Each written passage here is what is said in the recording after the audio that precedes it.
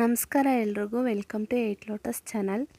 ಇವತ್ತು ಪೊಮೊಗ್ರೆನೇಟ್ ಪಲ್ಯ ಯಾವ ಥರ ಮಾಡೋದಂತ ನೋಡೋಣ. ದಾಳಿಂಬೆ ಪಲ್ಯ. ಯಾವಾಗಲೂ ತರಕಾರಿನಲ್ಲಿ ಪಲ್ಯ ಮಾಡ್ತೀವಿ, ಡಿಫ್ರೆಂಟಾಗಿ ಇವತ್ತು ದಾಳಿಂಬೆನಲ್ಲಿ ಫ್ರೂಟಲ್ಲಿ ಯಾವ ಥರ ಪಲ್ಯ ಮಾಡೋದಂತ ನೋಡೋಣ. ಟೇಸ್ಟು ತುಂಬ ಚೆನ್ನಾಗಿರುತ್ತೆ, ಸಣ್ಣ ಮಕ್ಕಳಿಗೆಲ್ಲ ಕೂಡ ತುಂಬ ಇಷ್ಟ ಆಗುತ್ತಿದ್ದು. ಯಾವ ಥರ ಮಾಡೋದಂತ ನೋಡೋಣ. ಇಲ್ಲಿ ಒಂದು ಪೊಮೊಗ್ರೆನೇಟ್ ತೊಗೊಂಡಿದ್ದೀನಿ, 1 ಕಪ್ ಆಗೋಷ್ಟು ಸಿಕ್ಕಿದೆ. ಇವಾಗ ಒಂದು ಕಡಾಯಿಗೆ 2 ರಿಂದ 3 ಸ್ಪೂನ್ ಆಗೋಷ್ಟು ಕೊಬ್ಬರಿ ಎಣ್ಣೆ ಹಾಕ್ಕೊಂಡಿದ್ದೀನಿ. ಕೊಬ್ಬರಿ ಎಣ್ಣೆ ಹಾಕ್ಕೊಂಡ್ರೆ ಟೇಸ್ಟು ತುಂಬ ಚೆನ್ನಾಗಿರುತ್ತೆ. ಕೊಬ್ಬರಿ ಎಣ್ಣೆ ಹಾಕ್ಕೊಳ್ಳಿ. ಎಣ್ಣೆ ಕಾದ್ಮೇಲೆ ಸಾಸಿವೆ ಹಾಕ್ಕೊಂಡಿದ್ದೀನಿ. ಸಾಸಿವೆ ಎಲ್ಲ ಸಿಡಿದ್ಮೇಲೆ 1 ಸ್ಪೂನ್ ಆಗೋಷ್ಟು ಉದ್ದಿನಬೇಳೆ ಮತ್ತು ಕಡಲೆಬೇಳೆ ಹಾಕ್ಕೊಂಡಿದ್ದೀನಿ.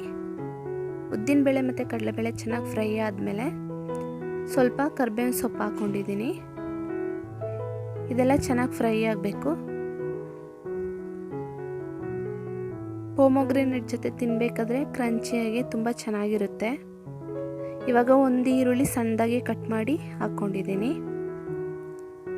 ಈರುಳ್ಳಿ ಮೀಡಿಯಮಾಗೆ ಫ್ರೈ ಆದರೆ ಸಾಕು, ತುಂಬ ಏನು ಫ್ರೈ ಮಾಡ್ಕೋಬೇಕು ಅಂತ ಏನಿಲ್ಲ. ಒಂದು 5 ನಿಮಿಷ ಫ್ರೈ ಮಾಡಿಕೊಂಡ್ರೆ ಸಾಕು. 2 ಹಸಿಮೆಣ್ಸಿನ್ಕಾಯಿನ ಸಣ್ಣದಾಗಿ ಕಟ್ ಮಾಡಿ ಹಾಕ್ಕೊಂಡಿದ್ದೀನಿ. ನೋಡಿ, ಇಷ್ಟು ಫ್ರೈ ಆದರೆ ಸಾಕು. ಇವಾಗ ಒಂದು ಅರ್ಧ ಕಪ್ ಆಗೋಷ್ಟು ತೆಂಗಿನಕಾಯಿ ತುರಿ ಹಾಕ್ಕೊಂಡಿದ್ದೀನಿ. ಇದನ್ನು ಕೂಡ ಒಂದು 2 ನಿಮಿಷ ಫ್ರೈ ಮಾಡ್ಕೊಳ್ಳಿ.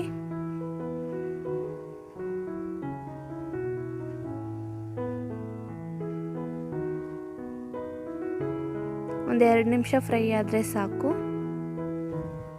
ಇವಾಗ ಇದಕ್ಕೆ ರುಚಿಗೆ ತಕ್ಕಷ್ಟು ಉಪ್ಪು ಹಾಕ್ಕೊತಾ ಇದ್ದೀನಿ. ಉಪ್ಪು ಸ್ವಲ್ಪ ಕಮ್ಮಿನೇ ಹಾಕ್ಕೊಳ್ಳಿ.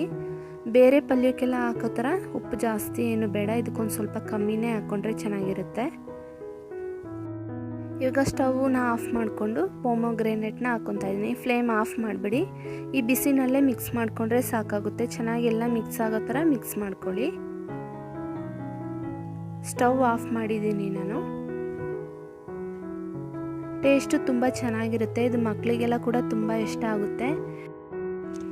ಯಾವಾಗಲೂ ಒಂದೇ ಥರ ತಿನ್ನೋದಕ್ಕಿಂತ ಈ ಥರ ಡಿಫ್ರೆಂಟಾಗಿ ಟ್ರೈ ಮಾಡಿ ನೋಡಿ, ತುಂಬ ಚೆನ್ನಾಗಿರುತ್ತೆ. ಮಕ್ಕಳಿಗೆ ದೊಡ್ಡವ್ರಿಗೆಲ್ಲ ಇಷ್ಟ ಆಗುತ್ತೆ.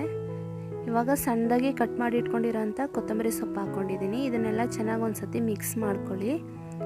ಇದು ಮೊಸರನ್ನ ಮತ್ತು ಚಿತ್ರಾನ್ನದ ಜೊತೆ ಎಲ್ಲ ತುಂಬ ಚೆನ್ನಾಗಿರುತ್ತೆ. ನೋಡೋಕ್ಕೆ ನೋಡಿ ತುಂಬ ಕಲರ್ಫುಲ್ಲಾಗಿ ಚೆನ್ನಾಗಿದೆ.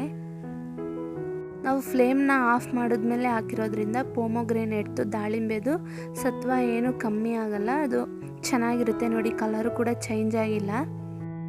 ನೋಡಿ, ಇವಾಗ ನಮಗೆ ಪೊಮೊಗ್ರೆನೇಟ್ ಪಲ್ಯ ರೆಡಿಯಾಗಿದೆ. ಚೆನ್ನಾಗಿ ಮಿಕ್ಸ್ ಮಾಡ್ಕೊಂಡು ಇವಾಗ ಬೇರೆ ಬೌಲ್ಗೆ ಹಾಕ್ಕೊತಾ ಇದ್ದೀನಿ.